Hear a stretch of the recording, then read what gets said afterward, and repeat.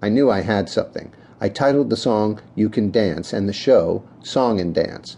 It was about, what else? A songwriter and a dancer. The title remained for several years until I passed a Times Square record store and saw an import album of a show called Song and Dance. I was heartbroken.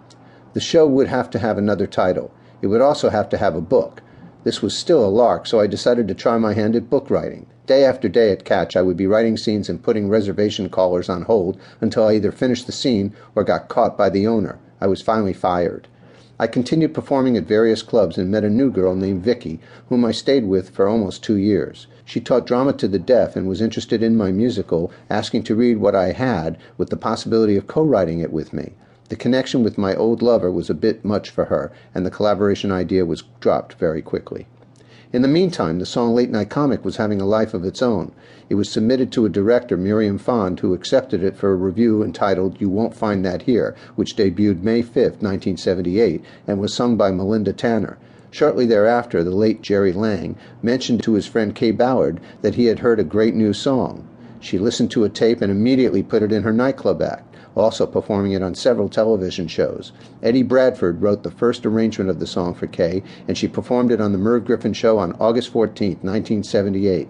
When I saw John Peters, then involved with Barbra Streisand, on the panel, I thought Barbra would be calling immediately. Dream on! Nevertheless, it was still a thrill. Somewhere during this time, I heard that Kay did a version with Sid Caesar in Las Vegas. If this is indeed true, I only wish I could have seen it. On September 4th, she appeared on the Jerry Lewis Telethon. I'll never forget her performance on that show when she said, "This is for you, Brian." A comic at the club, Glenn Hirsch, kidded me for weeks. Every time I would run into him, he would say, "This is for you, Brian." Kay's dedication to the song led to its inclusion in her engagement in 1979 at Burt Reynolds Dinner Theater in Jupiter, Florida. She gave me a special credit in the program. A videotape exists of that performance, after which she was asked to do a syndicated TV special. An entire scene was written around Late Night Comic. It was taped in 1980, and I eagerly awaited its broadcast. It never arrived. It seems there were money problems, and the show was canned. Years later, I finally got a copy of it. Perhaps it will air someday, but I'm not holding my breath.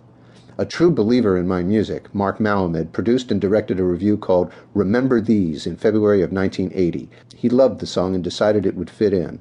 Mark coached a lot of singers, and Laurie Mosier, who performed the song, was one of them.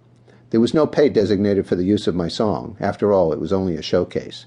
Also in 1980, the improvisation was having a 17th anniversary and thought an album of their performers might be a nice touch, and maybe a nice buck when sold at the bar. I allowed them to tape me live with the house band and fellow performers doing Late Night Comic. It came out rather nicely and is probably still available somewhere for a nice buck.